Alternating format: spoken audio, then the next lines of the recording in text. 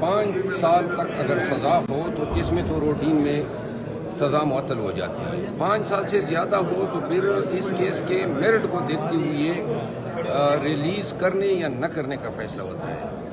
چونکہ توشہ خانہ کیس میں بہت ساری مشگافیاں ہیں اور یہ بھی ایک حقیقت ہے کہ جو جج صاحب ہیں بشیر صاحب، وہ دن میں 2 دفعہ ان کا بلڈ پریشر ہائی ہو جاتا تھا، وہ چلے جاتے تھے، ان کو لایا جاتا تھا. جس انداز میں توشہ خانہ کے ٹرائل ہوئے، بشرا بی بی کا اس میں 342 کا بیان نہیں ہے، وہ ابھی آئی نہیں تھی کہ فیصلہ صادر ہو گیا. تو لہذا خان صاحب کو 8 فروری سے قبل انہوں نے لگاتار 3 کیسوں میں سزا دلوانے کے لیے ٹرائل کو ٹاپ گیئر لگایا تھا. ٹرائل جو ہیں وہ جب تک قانونی تقاضے پورے نہ ہو تو ٹرائل ویشیٹ ہوتا ہے، ناقص ہوتا ہے، اور اس کا فائدہ اپیل میں پھر ملزم یا اپیلنٹ کو ملتا ہے.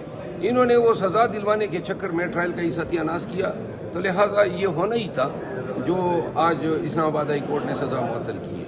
تو اس کا آگے مستقبل میں آپ کو فائدہ مل سکتا ہے؟ نہیں، مستقبل دیکھیں وہ کیس ایسے ہی ہیں کہ ہمیں کسی کے فائدے کی ضرورت ہی نہیں ہے. خود انہوں نے کیسز کا جنازہ نکالا ہوا ہے. کیس اس طرح ٹرائل نہیں ہوتے ہیں جس طرح خان صاحب کے ٹرائل ہوئے ہیں. تینوں کیسز میں جن میں خان صاحب کو سزائیں دلوائی گئی ہیں، ان تمام کیسز کے ٹرائل جو ہیں وہ مذاق ہیں، ایک گھونڈا سا مذاق ہیں نظام انصاف کے ساتھ اور فیئر ٹرائل کے ساتھ. تو یعنی عارضی ریلیف جس کی دعویٰ کیا جا رہا ہے، جشن منائے جا رہے ہیں پارٹی میں بھی، آپ کے دوست بھی، یعنی یہ عارضی ریلیف ہی ہے، اس کا مستقبل میں کیس پہ کوئی زیادہ اثر نہیں ہوگا؟ نہیں، کیسز میں تو پاکستان میں جو معیار ہیں تفتیش کا اور پھر یہ عدالتی ٹرائل کا جو معیار بنا ہے، اس میں تو سزا وہی ہے جو جیل میں آپ نے رہائی سے پہلے گزار دی.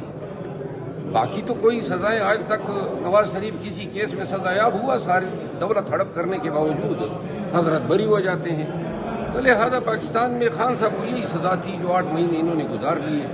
باقی جو ہیں یہ کیسز توشہ خانہ کیسز میں 3 گاڑیاں جو ہیں زرداری صاحب اور 1 بلٹ پروف گاڑی 6 لاکھ کی وہ نواز شریف لے گئے. ان کے تو ٹرائل نہیں، شکایت ہی نہیں ہوئی ہے.